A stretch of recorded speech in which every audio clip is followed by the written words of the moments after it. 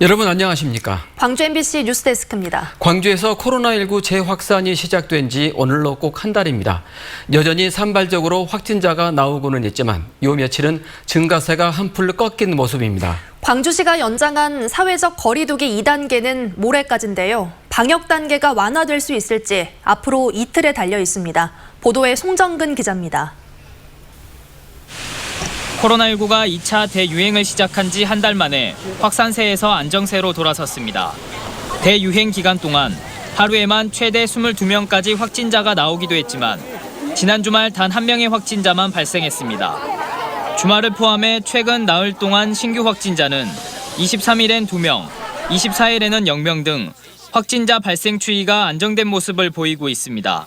걱정스럽죠. 이제 앞으로 또 생활하는 데 많이 지장이 있고 그러니까 걱정스럽고 또 빨리 좋아졌으면 좋겠어요. 이 때문에 현재 시행하고 있는 사회적 거리두기 2단계 조치를 방역당국이 완화할지 관심이 모아지고 있습니다.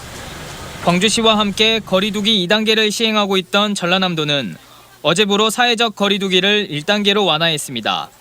또 어제부터 허가된 프로야구 경기의 관중 입장도 사회적 거리두기 2단계로 인해 광주와 같은 경우 관중 입장이 허가되지 않았습니다. 많이 답답하죠. 이제 일하는 것도 좀 답답하고 이제 나가기도 힘들기도 하니까 눈치도 좀 보이고 이런 걸로 좀 많이 답답하죠. 광주시는 일주일간 확진자가 한 명도 없거나 일부 발생하더라도 뚜렷하게 안정세를 보였다고 판단됐을 때 민간 전문가들의 의견을 듣고 완화 여부를 결정한다는 방침입니다.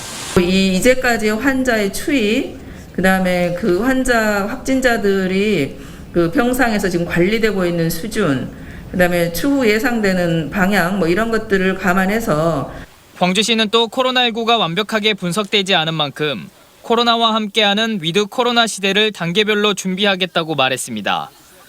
마스크 쓰기와 같은 안전수칙을 지키는 단기 계획에서부터 의료 역량을 확충하는 장기 대책까지 단계별로 방역과 일상이 균형을 이루는 대책들을 마련하겠다는 것입니다. MBC 뉴스 송정근입니다. 국내 최대 공기업인 한국전력이 나주로 오게 된 건 참여정부 때 추진했던 공공기관 지방 이전의 결실이죠. 문재인 정부가 공공기관 지방 이전 시즌2를 준비하고 있습니다. 그런데 시즌1 당시 대여를 잡기 위해 힘을 모았던 광주시와 전라남도가 이번엔 각자 도생의 길로 갈라섰습니다. 이계상 기자가 보도합니다. 수도권 16개 공공기관이 둥지를 틀고 자족 기능을 갖추게 된 빛가람 혁신도시.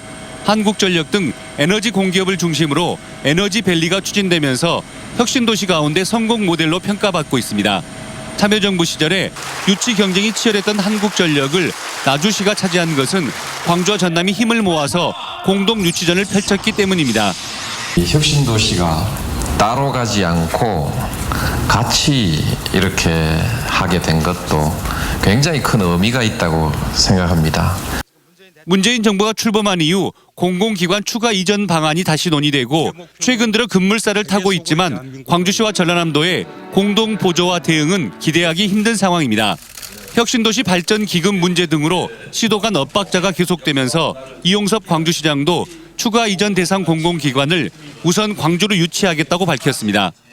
광주가 희망하는 기관이 35곳, 전남이 원하는 기관은 23곳으로 알려져 일부 기관은 시도 간 중복 유치 경쟁도 불가피해졌습니다. 그러니까 대정부 일을 할 때 가장 중요한 것은 따로따로 목소리가 아니라 공동의 목소리라는 것을 유념했으면 좋겠습니다. 1차 공공기관 이전 작업이 마무리된 뒤에도 혁신도시 공공기관의 부속 기관과 기업들이 여전히 수도권에 잔류돼 있다는 점에서 광주시와 전라남도가 이들 부속기관 유치전부터 공동 협력한 뒤 공공기관 이전 시즌2가 실행될 때부터 공동 보조를 맞춰야 한다는 지적이 일고 있습니다. MBC 뉴스 이계상입니다. 기아 타이거즈가 삼성과의 홈 경기에서 연승을 거두며 단독 3위로 올라섰습니다.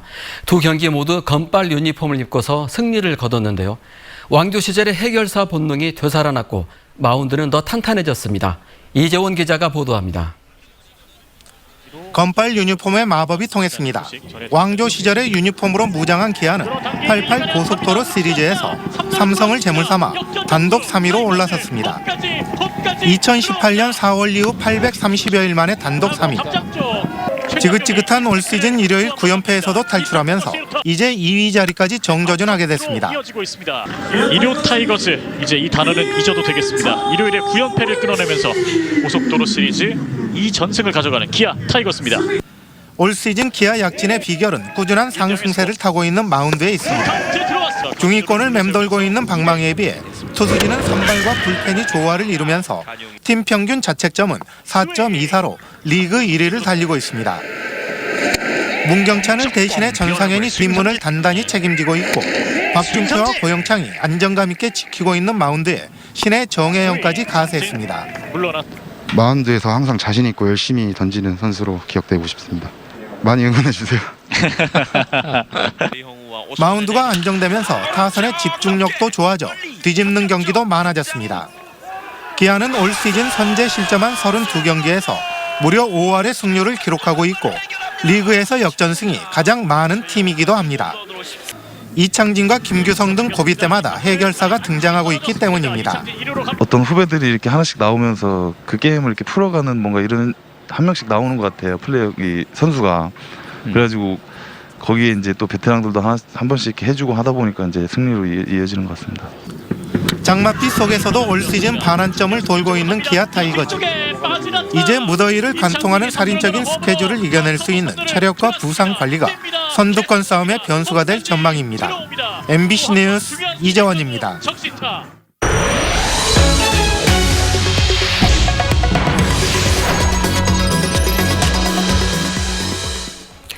5.18 항쟁 기간 시민들의 헌혈 행렬이 있었던 옛 적십자병원은 광주 정신의 상징과도 같은 곳입니다. 한때 민간 매각이 추진돼 원형이 훼손될 뻔했던 이곳이 시민의 품으로 돌아올 수 있게 됐습니다. 남공욱 기자가 취재했습니다. 1980년 5월 계엄군의 집단 발포로 숨지거나 다친 시민들이 병원 한편에 누워있고 피가 모자란다는 소식에 내 피를 쓰라며 시민들이 줄지어 선 곳. 5.18 기간 시민들이 치료받고 헌혈 운동이 있었던 광주 적십자병원입니다. 대동정신이 깃든 5.18 민주화운동 사적지이지만 지금까지 방치돼 있었던 옛 광주 적십자병원이 이제는 시민의 품으로 돌아오게 됐습니다. 광주시가 소유주인 서남학원으로부터 부지와 건물을 매입했기 때문입니다. 지난 2014년 서남학원이 공개 매각을 추진해 민간 개발 시 훼손 우려가 제기되었었는데 광주시가 88억 5천만 원의 매입 계약을 체결하고 원형 보존을 결정했습니다. 원형 보존 개념입니다. 그때 당시에 자료들을 전부 다 받아가지고 아카이빙 시설을 만든다거나 또 교육관으로 쓴다거나 역사성을 살리려고 노력을 많이 할 계획입니다. 다른 5.18 사적지들도 차례차례 시민의 품으로 돌아올 준비를 하고 있습니다. 5.18 기간 시민군이 고문당한 505 보안부대는 내년 1월 완공을 목표로 5.18 역사공원 조성공사가 진행 중이고 옛 국군 통합병원은 정밀 안전 진단을 거쳐 활용 계획이 수립될 예정입니다. 5.18 사적으로서의 그 어떤 공간을 보존한다는 것은 그곳을 방문할 사람들에게 그리고 뭔가 5.18에 대해서 기념하고자 광주를 찾는 사람들에게 매우 중요한 기억 공간으로서의 의미를 또 부여할 것이기 때문에 광주시는 홍남순 변호사가 오군 유족과 협의를 거쳐 1, 2년 뒤 매입을 진행할 예정이고 들불약 예터인 광천 시민아파트는 재개발 조합 측과 협의를 해나간다는 방침입니다. MBC 뉴스 남공욱입니다. 지난 한 주에만 예인선이 침몰되는 사고가 2번이나 발생했죠. 신안 가거도항에서는 기름 유출이, 영광 송이도에서는 1명이 실종됐는데요. 가거도에 침몰한 예인선은 사람으로 치면 환갑에 가까웠고 송이도에서 사고가 난 예인선도 40년이 넘은 낡은 배였습니다. 김한수 기자의 보도입니다. 가거도항에 대규모 기름 유출 피해를 일으킨 78톤급 예인선입니다. 지난 21일 가거도항에서 침몰했던 예인선으로 사흘 만에 인양된 뒤 어제 목포로 도착했습니다. 가거도항에서 침몰한 예인선입니다. 1960년대에 건조된 예인선으로서 선체 곳곳이 많이 부식되어 있습니다. 해양안전심판원은 조사관 3명을 보내 선체 조사에 나섰습니다. 그 사고 선박에 대한 실물, 그다음에 인양된 후에 그 상태를 그런 선령 부분이라든지 기타 다른 부분까지도 종합적으로 좀 판단할 여지가 있습니다. 예인선 사고는 이뿐만이 아닙니다.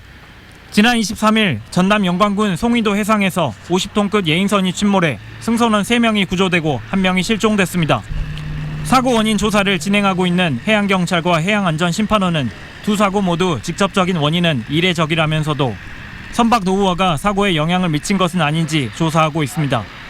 예부선 사고의 절반가량은 운항 도중 예인선 식별이 어려워 또 다른 선박과의 충돌로 빚어지지만 두 사고 모두 항구 근처에서 예인선 운항 부주의로 사고가 난 것으로 추정된다는 겁니다. 그 항 바로 앞에서 사고가 났고요. 한 차분 또 출항하면서 항 바로 밖에서 사고가 나서 예전에 있었던 그 해양 사고, 그 예부도선 사고랑은 약간 차이가 있고요. 그 정확한 원인은 사고 조사가 끝나봐야.